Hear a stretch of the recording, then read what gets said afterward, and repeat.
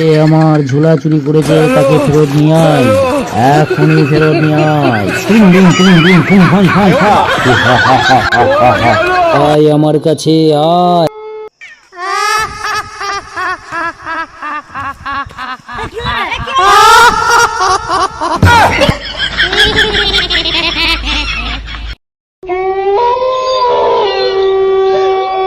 তুই কি মনে করেছিলি আমি তোকে ধরতে পারবো না?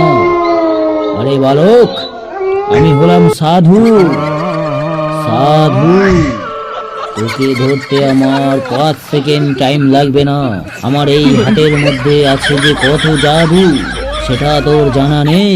আজ তোকে করে দিলাম বন্দি।